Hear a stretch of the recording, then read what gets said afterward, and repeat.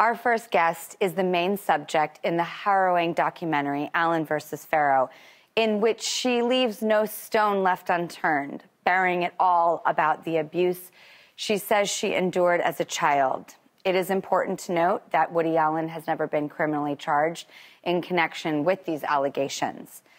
To say this story has a very complicated history is an understatement. Please take a look. The new HBO docuseries, Allen vs. Farrow, examines the abuse allegations involving famed director Woody Allen.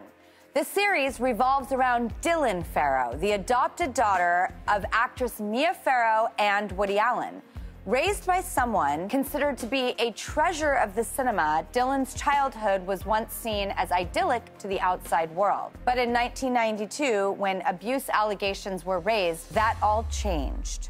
Allen denies child abuse. Woody gave a press conference, and our jaws dropped. No matter what you think you know, it's just the tip of the iceberg. Dividing her family, Hollywood, and the public, Dylan's claims of abuse and the latest interviews bring us into her past trauma with the aid of her brother, Ronan, and her mother's perspectives. New footage and recordings are shared in this documentary, seemingly supporting the claims made by the then 7-year-old Dylan. He made me feel so special. That's where things get really, really complicated. Because threaded throughout all of those good times, there was a lot more going on. Woody Allen and his wife Soon Yi, also an adopted daughter of Mia, have consistently denied these allegations, stating that they are, quote, categorically false.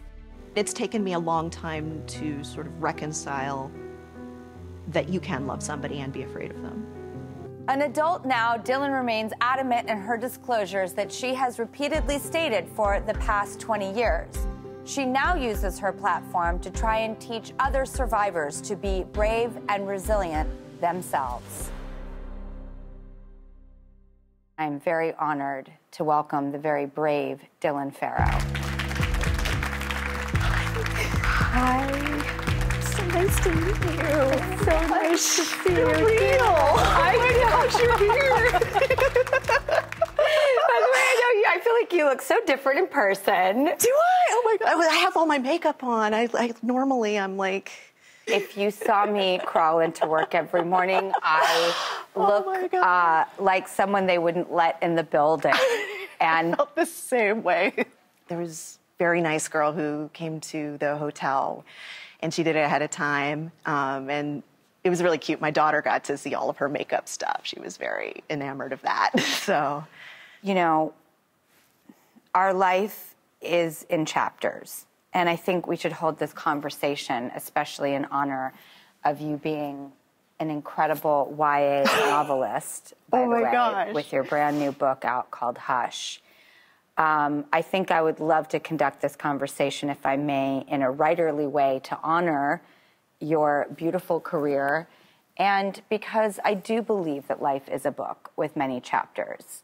I want to say first out of the gate, too, that I would like to explain myself, because this is not about me, but I wanted to sort of have this type of candor. I worked with Woody Allen. I did a film with him in 1996 called Everyone Says I Love You. And there was no higher career calling card than to work with Woody Allen. And then I had children. And it changed me because I realized that I was one of the people who was basically gaslit into not looking at a narrative beyond what I was being told. And I see what's happening in the industry now. Yeah. And that is because of you making that brave choice. So thank you for that. Thank you. Oh my goodness. Hearing what you just said, like, I mean, I'm trying not to cry right now.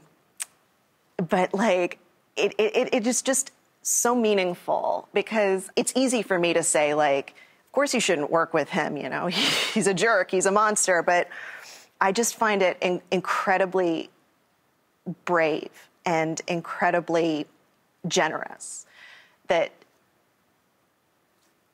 you would say to me that that my story and what I went through was important enough to you to reconsider that. Absolutely. And how hard was it for you to engage in this documentary, which I really want to make a caveat about, that your family did not produce? No, they came to us. I think that's very important for people to understand. Your family did not produce this documentary. No, we participated. And apparently everyone was asked to participate. Yeah, no, they went to everyone. And that was important, you know, even just to me to know that, like, that there was a level of journalistic integrity at work here. So did your family get together and say, these people are different, they're taking a tone, they're using a diligence, there's a thoroughness here that feels safer in order to come out and make this brave decision? I was actually the one who initially told my mom and told Ronan, you know, like, hey, you know, I sat down with these people and I really think that they are on the up and up. So then when my mom agreed to be interviewed, I was really, really shocked. And when Ronan agreed, I was even more shocked. And then Fletcher agreed, and I was picking my jaw up off the floor. And, you know, gradually more and more of my siblings signed on, and a few of them didn't. Mm-hmm. And I've spoken to them about that too, and I respect that decision as well. But I mean, in terms of like a family meeting, not really. But there was communication, and interestingly, the documentary has led to greater communication between us as a result, I think, which is interesting. May I ask why you were surprised that they signed on? I think mostly because we wouldn't talk about it to each other. So talking about it publicly, it just seemed absolutely incomprehensible. How did your mom feel watching the documentary? I mean, it was tough because I would have loved to have been able to watch the series with her. And at the time, that just wasn't possible. We were in separate quarantine pods, unfortunately. So I really sort of heard everything from her after the fact. You know, it was just a very strange pathway that we navigated separately and together. Mm-hmm. But I think it definitely changed a lot about how me and my mom relate to each other and interact with each other. And I think there's a very renewed level of just respect, just woman to woman. I mean, sometimes when I think back on memories of my life, there has like a gauze, a patina, a sort of surrealist reverie.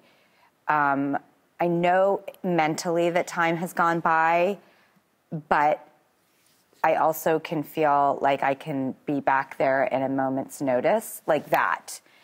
Even if it does feel almost watching a home movie. And then when you were watching the home movie of you, what did you think and feel and remember?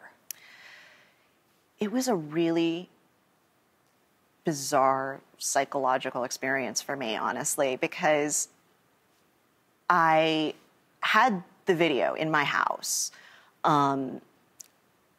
I gave it to my husband, and I just said, put it in just sort of like the darkest corner that you can find, just know where it is. And that moment of just in case happened when I was talking to Amy, and she asked if she could see/use the video in the series. And my first reaction was like, absolutely not. Like, no, I draw the line here. This is too much. It is too personal. I don't want to see the video. I don't want anybody else to see this video. And Amy, I don't know how she talked me into it. She managed to get the video taken. I had my husband bring it out of that dark corner of wherever he stashed it in the closet. And we watched it on someone's computer, and my husband had to leave the room. He was like, I can't, this is too much. And I was just like completely numb. I watched the entire thing as though I was watching someone else. Just a little girl who looked kind of like me, who, you know, sounded kind of like me, you know, and I just completely disassociated from it. And, you know, they went on their way. I was like, please just, you know, let me think over using this. And a week went by, almost like exactly. And I was sitting in my house and I just suddenly burst into tears. And it hit me. Everything from the tape just, I mean, it punched me right in the face. And I was just sobbing uncontrollably for like a couple of days on and off about what I saw, and just sort of trying to mentally reconcile the fact that that little girl on the tape was me. And she was talking about something that happened to me. And it was overwhelming. It's very difficult sometimes to know that that part of me is such a dark, painful place. I mean, because when I look at my life now, I have a wonderful husband, I have a wonderful daughter, I have a wonderful life, and I'm really excited about, you know, my career writing and, you know, taking my daughter to kindergarten next year and all the wonderful things that surround me. And yet there is this impenetrable darkness deep, deep inside that, I mean, I'm going to be honest, I still don't know what to do with. Wow. I would love to talk about your husband. How do you go from having the life that you had and not being trepidatious, but being really bold? I really liked him. I was very smitten, and I felt confident that I wasn't like asking for something ridiculous, because I've, you know, seen guys that have been like, so what do you think of moving this into relationship territory? And they just like book it. And at the time, of course, I internalized that as like, oh, well, this is because I'm messed up. And so, you know. How did you not do that with your husband? That is a really good question. I guess it was because I really liked him. He did try to break up with me, and a lot of that was because I had hang-ups about sex. So I think it was when he tried to break up with me was when it sort of crystallized for me that this was something that I wanted. This was something that I wanted enough to address the things that he was talking about, the issues, which was sex, which was from trauma, which was from things that I did not like to think about. So in a lot of ways, it really, I think it started me sort of on that path to looking inward and examining myself a little bit more critically. So then, did you overcome that hurdle, I'm guessing? It's an ongoing process. I mean, because in a lot of ways, I feel like sex hang-ups are something that grow with us. And it's just sort of confronting the issues as they arise and not getting discouraged by them, I guess. I mean, what is wrong with me has been like my mantra across my life And I'm trying to change it because it's an outlook thing. It's an attitude thing. And the fact that it's my knee-jerk reaction, you know, is because of trauma. It's because I internalize things, and I think that everything is my fault, and I think that I'm a failure, and I'm, you know, again, like when the person that I am when I'm tanked. So today, say that crops up. It rears its ugly head. How do you whack-a-mole that today? What would your inner dialogue be today to thwart that demon? It's, you know, honestly, I want to know the answer to that question too, because it is a work in progress. And sometimes it does feel like I'm flinging pennies at a battleship, and, you know, that there's nothing, I mean, like, that I can say or do for myself, to myself, that will change anything, because I'm stuck. And yet you're out there being brave. So what attempts did you make to reclaim your life? You know, like, there are times when I'll be, you know, having a bad day, and my daughter will come home from school, and I'm just like, okay, no, now I am in mom mode. I am her mother now, and this can't interfere with that. I can't let that interfere with her, because I don't want my problems to be her problems. Do you think that you're the most sane when it comes to being a parent? I think being a parent has given me a clarity of being able to sort of step outside of all the craziness in my brain and examine myself as, who do I want this person to be that my little girl is going to see, looking up to for her entire life? I want her to think, you know, my mom was a fighter, and I want her to think, you know, my mom never gave up, and my mom didn't let crappy people bring her down. She, you know, she stood up to people. She stood up for the things that she believed in, the things she thought was right. And I want to be that person too. Do you know that you take on a very different energy when you talk about being a parent? I love being a parent. I love being Evangeline's parent. You know, she is just, the light that she brings to my life is indescribable. Is it the best thing that's ever happened to your life? Yeah. It really, I mean, I'm very lucky. I have a lot of good things in my life, and Evangeline, I feel, has just elevated that. How do you deal with any fears that crop up as a parent? Because I have mine from my own history or my own stories or things that are big triggers to me. I mean, I think about that a lot, because I do have things that trigger me in my daily life, things that, you know, are probably just like completely stupid for other people, that just send me completely down the spiral. And I'm actually kind of proud of myself that I've gotten to the point where I can see a trigger or experience some sort of trigger, I freeze, and all of that, you know, fun stuff happens, the emotions, the recall, the sensations, and I can process it.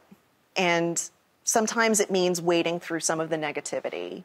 How do you tell people to handle their triggers? If you see an image, what do you do?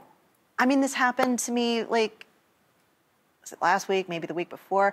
I was just, you know, scrolling through my news feed, and an article pops up that, you know who, and his wife went to a restaurant. And I was just tailspin completely. I was just like, I can't handle this. I don't want to see this. Like, why are they going to restaurants anyway? Like, I was really very heavily triggered, and I was not okay. And it took a couple days of me just sort of like trying to like massage myself back into a normal space. Can I ask, do you know, if people looking in who maybe have not experienced anything like this, is it the layers, the repetition, the many years? You watch the documentary and it's really, I mean, the unfairness of it. It's frustrating, and then it makes me feel hopeless. Like what was the point of it all? And then it's reminding myself of facts that I know, things that I can tether to. The documentary did accomplish something. I mean, I think Rain reported that people were calling them at an increased rate of like about 20% during the documentary, which means that survivors are out there connecting with my story and healing from it. It's bittersweet thinking, you know, like, this story is something that connects a lot of survivors who are hurting. And, okay, what more can we do for them? Like, how can we make this world a space that women feel empowered or feel at least less terrified? That is so well said. Thank you. It really is. What a perfect, amazing answer to that question. It's tough because, like, I wish that I could say, like, here is like, you know, a 10-step plan to, you know, completely feeling healed and fulfilled in your life. If you follow these steps, you know, you're going to be just fine. I wish I had that. What works for me might not work for somebody else. So I think the best advice that I offer is just be true to yourself and the truth that you have lived. As a last question, you turned to fantasy writing. I did. What do you get out of creating these fantasy worlds for yourself, and what do you want other people to get from them? I think, in a lot of ways, seeing that sort of veil of fantasy is a very appealing way for me to sort of process stories that I read, how they relate to myself, sort of understanding them a little bit better. Maybe, you know, it's a metaphor or an allegory for like a dragon, because like dragons are cool. Dragons are awesome. And dragons are also really scary. I was going to say, they really represent like the thing that you slay. Yes. They are there to be overcome, or they will eat you alive. Yes. And it's a very It's the emboldened ultimate choice. metaphor for struggle, is a dragon. In the metaphor of the book and the closing of that circle and that loop, what is your next chapter? Well, I'm actually really excited. I've entered the editing phase for the sequel to Hush, and I'm looking at starting a whole new writing project and, you know, diving into something completely different maybe, and also just, you know, continuing my little life in my little house with my little family unit and seeing what else is on the horizon. I feel like, you know, good things are on the way. I think that is absolutely full of hope, full of strength. Thank you so much. Dylan Farrow, the 4-part HBO documentary series, Allen versus Farrow, is available on HBO and HBO Max. And her book, Hush, is also available and apparently might have a sequel, which is very exciting. Mm-hmm. Thank you so much, Dylan, for coming here, this conversation, everything. I have been so looking forward to it. Oh, seriously. Thank you. Thank you so much. Everybody, thank you so much.